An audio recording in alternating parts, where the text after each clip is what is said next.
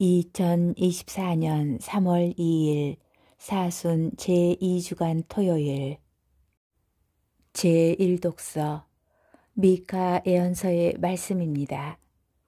주님, 과수원 한가운데 숲속에 홀로 살아가는 당신 백성을, 당신 소유의 양떼를 당신의 지팡이로 보살펴 주십시오.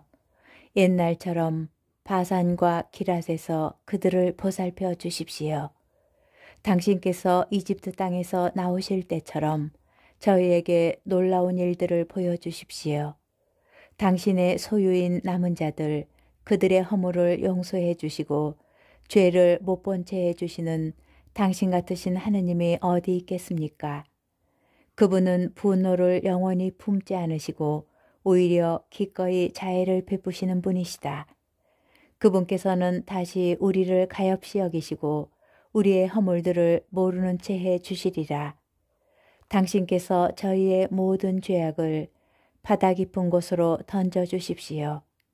먼 옛날 당신께서 저희 조상들에게 맹세하신 대로 야곱을 성실히 대하시고 아브라함에게 자애를 베풀어 주십시오. 주님의 말씀입니다. 복음, 루카복음 15장 1절에서 3절, 11절에서 32절의 말씀입니다. 그때에 세리들과 죄인들이 모두 예수님의 말씀을 들으려고 가까이 모여들고 있었다. 그러자 바리사이들과 율법학자들이 저 사람은 죄인들을 받아들이고 또 그들과 함께 음식을 먹는군 하고 투덜거렸다. 예수님께서 그들에게 이 비유를 말씀하셨다. 어떤 사람에게 아들이 둘 있었다. 그런데 작은 아들이 아버지, 재산 가운데에서 저에게 돌아올 몫을 주십시오 하고 아버지에게 말하였다. 그래서 아버지는 아들들에게 가산을 나누어 주었다. 며칠 뒤에 작은 아들은 자기 것을 모두 챙겨서 먼 고장으로 떠났다. 그러고는 그곳에서 방종한 생활을 하며 자기 재산을 허비하였다. 모든 것을 탕진하였을 즈음 그 고장에 심한 기근이 들어 그가 공궁에 허덕이기 시작하였다. 그래서 그 고장 주민을 찾아가서 매달렸다. 그 주민은 그를 자기 소유의 들로 보내어 돼지를 치게 하였다. 그는 돼지들이 먹는 열매 꼬투리로라도 배를 채우기를 간절히 바랐지만 아무도 주지 않았다. 그제야 제정신이 든 그는 이렇게 말하였다. 내 아버지의 그 많은 품팔이꾼들은 먹을 것이 남아도는데 나는 여기에서 굶어 죽는구나. 일어나 아버지께 가서 이렇게 말씀드려야지.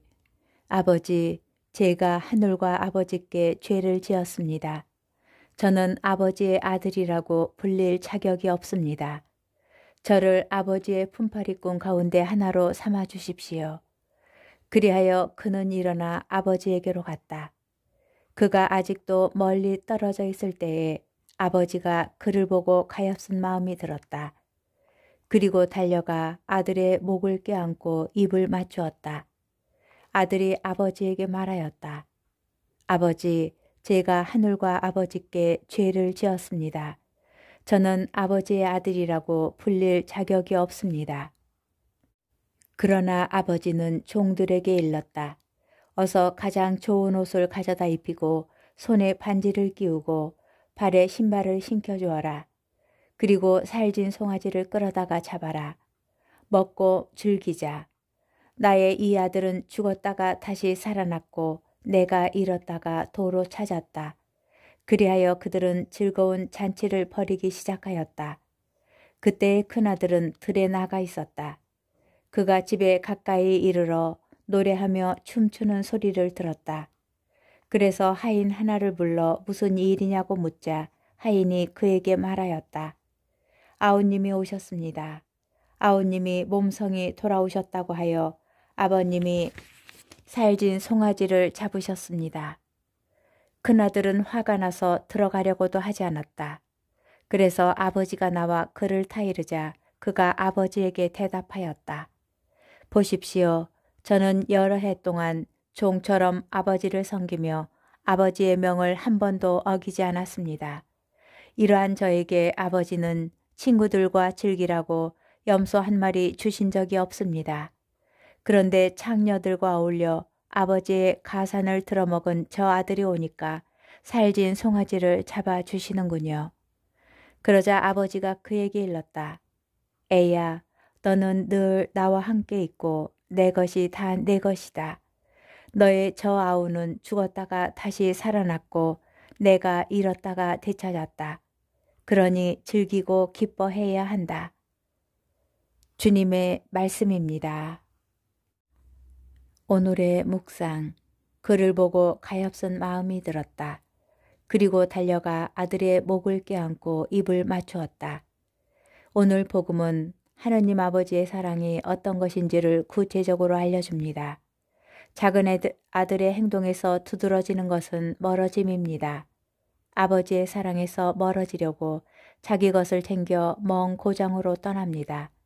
그러나 이 멀어짐의 결과는 짐승보다 못한 삶이었습니다. 그는 모든 것을 탕진하고 돼지들이 먹는 열매 꼬투리로라도 배를 채우기를 바라는 처지가 되어버렸으니 말입니다. 그제야 제정신이 든 그는 아버지께 돌아갑니다. 아들을 기다리던 아버지는 멀리서 다가오는 아들을 발견하고 오직 가엾은 마음으로 달려가 그를 껴안습니다. 그 어떤 분노나 훈계도 꾸짖음도 없습니다. 그저 열렬한 환영과 받아줌만이 있을 뿐입니다. 이러한 아버지의 사랑은 오늘 독서에도 잘 드러나 있습니다. 미카 예언자는 선언합니다. 그들의 허물을 용서해 주시고 죄를 못 본 채 해 주시는 당신 같으신 하느님이 어디 있겠습니까? 그분은 분노를 영원히 품지 않으시고 오히려 기꺼이 자애를 베푸시는 분이시다. 멀어진 존재를 돌아오게 하는 것은 정직한 사랑뿐입니다. 그리고 그 정직하고 진정한 사랑을 깨닫고 기억하는 것이 곧 회개입니다. 그제야 제정신이 들어 아버지의 사랑을 온전히 깨닫고 발견하는 것, 그리하여 그 온전한 사랑의 원천으로 다시 돌아가는 것이 바로 사순시기가 우리에게 주는 은총입니다.